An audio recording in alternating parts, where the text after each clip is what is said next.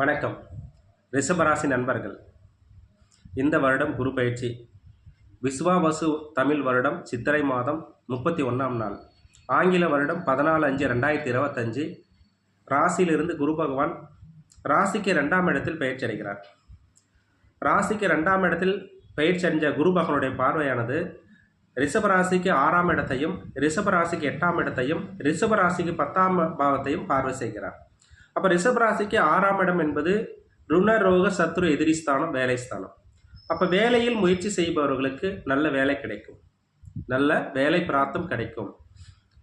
நோய் நொடியில் உள்ளவர்கள், மருத்துவமனையில் இருப்பவர்கள் இந்த வருடம் குருவின் பார்வையால் நோய் விலகி ஆயுள் அபிவிருத்தி கிடைக்கும். அதே போல் எதிரி ஸ்தானம். அப்போ எதிரிகள் தன்னாலே விலகக்கூடிய ஒரு தருணம் உருவாக்கும்.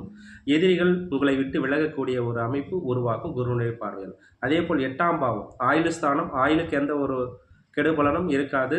அதே போல் நல்ல ஒரு அனுகூல அமைப்பாக இருக்கும். 10ஆம் பாவம் தொழில் ஸ்தானம். தொழில் ஸ்தானத்தை குரு பகவான் பார்வை செய்கிறார். 10ஆம் இடம் தொழில் அபிவிருத்தி உண்டாகும், தொழிலால் லாபகரமாக இருக்கும்.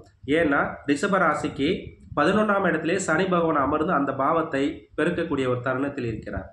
அப்போ ராசிக்கு 11ஆம் இடத்தில் சனி பகவானும், 10ஆம் இடத்தில் குருவனுடைய பார்வையும், அதே 10ஆம் இடத்தில் ராகுவும் பயிற்சி அடைஞ்சு இந்த வருடம் ரிஷபராசிக்காரர்களுக்கு நல்ல அனுகூல வருடமாக இருக்கும். எடுத்த காரியங்கள் வெற்றி பெறக்கூடிய இந்த ரிஷபராசிக்காரர்கள் தொட்டதெல்லாம் துவங்கக்கூடிய தருணம் உருவாகும். ஆகையால் இது இந்த வருட ஒரு குரு பயிற்சியின் பலன்களாகும். இந்த குரு பயிற்சியினுடைய பலன்கள் முழுமையாக கருத்தில் எடுத்துக்கொள்ள வேண்டாம். ஏனென்றால் உங்களுடைய சுய ஜாதகத்தில் குரு பகவான் அமர்ந்த நிலையையும், சனி பகவான் அமர்ந்த நிலையையும், ராகு பகவான் அமர்ந்த நிலையையும் முழுமையாக ஆய்வு செய்து அதற்குண்டான இறை வழிபாடு எடுத்துக்கொண்டால் ரிஷபராசிக்காரர்கள் எண்ணிய காரியங்கள் வெற்றி கிட்டும். ஆகையால் உங்கள் சுய ஜாதகத்தை பரிசோதனை செய்து இறை வழிபாடு முழுமையாக எடுத்துக்கொள்ளுங்கள். உங்கள் வாழ்க்கையில் வெற்றி நிச்சயம் என்பது ஊர்ஜிதம். இந்த வருடம் உங்களுக்கு அனுகூல வருடமாக இருக்கும். நன்றி.